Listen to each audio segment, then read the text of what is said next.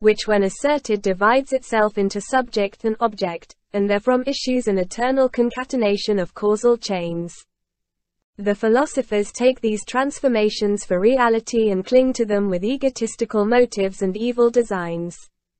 9 transformations are recognized by the philosophers, as regards form, appearance, cause, combination, opinion, birth, existence, manifested condition, and manifested work. Whatever one may say about the phenomenal world given to our senses, the LṳNG-GIA insists that all things are unborn because they are found so and for no other reason. Here we return to the position from which we made our start, that is, that all the metaphysical and epistemological statements made in this sutra are finally resolvable into self-realization. 3. The triple body of the Buddha. The doctrine outlined. The dogma of the triple body is now accepted by all Mahayana schools of Buddhism in China and Japan is a late development in the history of Mahayana. The dogma, before it was fully formulated, was only adumbrated here and there in the earlier Mahayana sutras. It was probably not until the Yogacara philosophy began to be crystallized into a system by a Sangha and his predecessors that the conception of the triple body came to form a part of their program.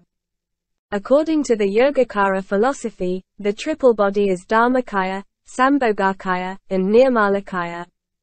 Dharma here may be understood in either way as reality, or as law-giving principle, or simply as law. Kaya means body, or system. The combination, dharmakaya, is then literally a body or person that exists as principle. And it has now come to mean the highest reality from which all things derive their being and lawfulness, but which in itself transcends all limiting conditions. But dharmakaya is not a mere philosophical word, as is indicated by the term, kaya, which suggests the idea of personality, especially as it relates to Buddhahood. It belongs to the Buddha, it is what inwardly and essentially constitutes Buddhahood, for without it a Buddha loses altogether his being. We may regard the dharmakaya as corresponding to the Christian idea of Godhead.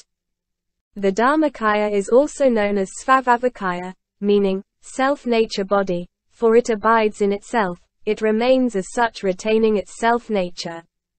It is in this sense the absolute aspect of the Buddha, in whom perfect tranquility prevails. The second body is the sambhogakaya, which is ordinarily translated as body of recompense, or enjoyment. Literally, enjoyment, is a better word for sabhoga, for it comes originally from the root, bhuj, to eat, to enjoy, to which the prefix sam, meaning together is added. Thus sambhogakaya is often done into the Chinese.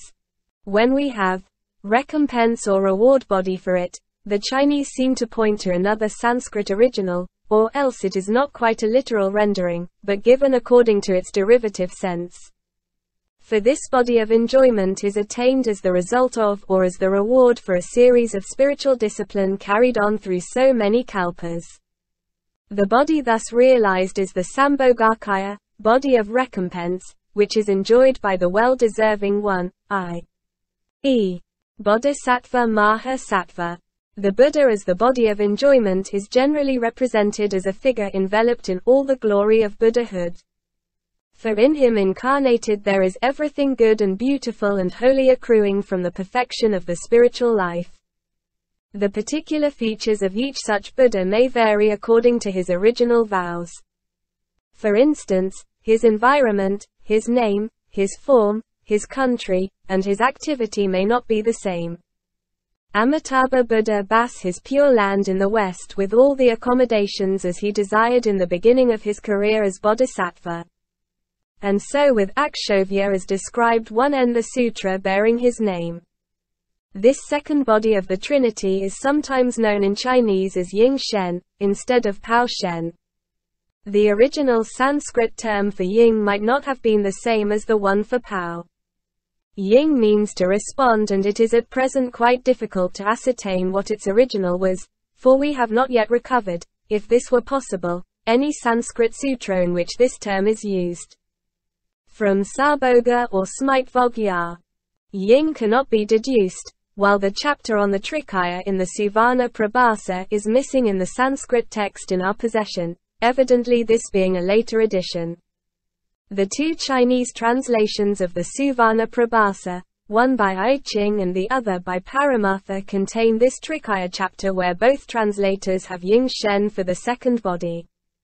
As to the original of Pao Shen, reference will be found later on. The third body is the Nirmaiwikaya, usually translated as Hua Shen, which means body of transformation, or simply, assumed body. The dharmakaya is too exalted a body for ordinary mortals to come into any conscious contact with. As it transcends all forms of limitation, it cannot become an object of sense or intellect. We ordinary mortals can perceive and have communion with this absolute body only through its transformed forms. And we perceive them only according to our capacities, moral and spiritual. They do not appear to us in the same form. We thus read in the Saddharma pundarika that the bodhisattva Avalokitesvara transforms himself into so many different forms according to the kind of beings whose salvation he has in view at the moment. The Kshitigarbha Sutra also mentions that the bodhisattva Kshitigarbha takes upon himself a variety of forms in order to respond to the requirements of his worshippers. The conception of the Nirmakaya is significant. Seeing that this world of relativity stands contrasted with the absolute value of suchness, which can be reached only by means of the knowledge of suchness. The essence of Buddhahood is the dharmakaya, but as long as the Buddha remains such, there is no hope for the salvation of a world of particulars. The Buddha has to abandon his original abode, and must take upon himself such forms as are conceivable and acceptable to the inhabitants of this earth. The Holy Spirit emanates, as it were, from absolute Buddhahood and is seen by those who are prepared by the previous karma to see him. Nirvana comes from the root ma, to measure, to form, to display, to which nir, meaning out of, is prefixed. And the whole term, nirmapakaya, is generally rendered as body of transformation in most sutras and sastras. Sometimes, however, Ying Shen, response body, is used for this third member of the Trinity, causing confusion with the second member, which is occasionally also designated as Ying Shen. It is suspected that Ying Shen as the third body is not Nirmapakaya in Sanskrit, perhaps it is Samvriti, as can be gathered from Tibetan sources. Samvriti is contrasted with Paramartha when truth is regarded as having a double aspect. One as absolute truth, and the other as relative, in concession to or in response to the worldly way of thinking. The Samvriti Kaya, therefore, may mean the body of the Buddha which he assumes in response to the requirements of his followers. In this the Buddha appears transformed and not in his original aspect as he is in himself. The Suvana Prabhasa on the triple body. There is a chapter, as was stated above, in the Chinese Suvana Prabhasa devoted to the exposition of the Trikaya dogma. It is entitled, The Trikaya Distinguished. The following is an extract from it. The Buddha addressing the Bodhisattva Akasagarbha said, O son of a good family, the Tathagata has a triple body, Hua Shen, Ying Shen, and Fashion. When the triple body is attained, unparalleled supreme enlightenment is attained. How does a bodhisattva understand Hua Shen? O son of a good family, when the Tathagata was of old disciplining himself, he practiced all kinds of virtues for the sake of sentient beings. The discipline reached its perfection, and by virtue of the discipline he attained the state of freedom. And because of this freedom he knows how to follow up the minds of all beings, how to be in accord with their conduct, and how to enter into their worlds. He understands all the multifarious ways in which they are living, and for this reason he appears to them in a variety of forms precisely when and where it is most opportune for them to come into his presence.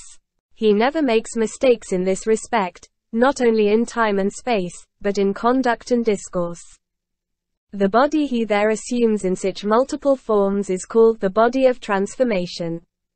O son of a good family, All the Buddhas and Tathagatas preach the ultimate truth to the bodhisattvas in order to make them thoroughly conversant with the nature of things, to make them see into the oneness of nirvana and samsara, to make the hearts of sentient beings rejoice by wiping them clear from all fears arising from the thought of an ego, to lay down the foundations for the teachings and doings of the Buddhas, which must have no boundaries, to be truly in accordance with the suchness of things, as well as with the knowledge of suchness and also with their original vows. The body of the Tathagata appears bearing the 32 marks of a great personality, accompanied by the 80 minor marks of excellence, and enveloped in a light around the shoulders and back. That body is the Ying-Shen, the body of response. O son of a good family, in order to clear away all the possible hindrances arising from the evil passions and other things, and to conserve all good things, there is nothing but the suchness of things and the knowledge of suchness. This is known as the dharmakaya. The first two bodies are temporarily discriminated, while the third one is true reality, being the root of the first two.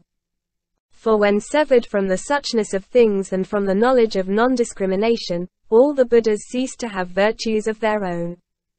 For the state of immaculate Buddhahood is attained only when the knowledge that constitutes the essence of all the Buddhas is realized, and thereby putting an end ultimately to all evil passions. Therefore, the suchness of things and the knowledge of suchness contain in it all that makes up Buddhahood. The dharmakaya in the Lankavatara. The idea that great men are immortal seems to be innate with us human beings. We do not wish to think that our earthly death is the end of all that there is in us. We feel that there must be a spirit or soul or shadow that lives forever. The cult of ancestor-worship is no mere superstition, for its psychology is deep-seated in human nature. It was quite natural for the followers of the Buddha to conceive the idea of him as the dharmakaya, abiding forever among them and eternally preaching the Dharma on the Mount of the Holy Vulture, although his nirvana had taken place after 80 years of his fleshly life. Thus we read in the Saddharma Pundarika 15. An inconceivable number of thousands of kotis of kalpas is it since I attained supreme enlightenment, and I have never ceased to preach the Dharma. I have converted a great number of bodhisattvas and established them in Buddha wisdom. During many kotis of kalpas I have brought myriads of kotis of sentient beings into maturity. In order to discipline beings, I show them the stage of nirvana, I make use of skillful means. But I have never entered into nirvana, for I have been preaching the Dharma at this place. In this light the following lines from the Suvana Prabhasa are to be understood. The Buddha does not pass away, the Dharma does not decline. It is for the purpose of ripening sentient beings that the Buddha appears to have passed away. Inconceivable is the Blessed One, the Buddha. The Tathagata is the body of permanence.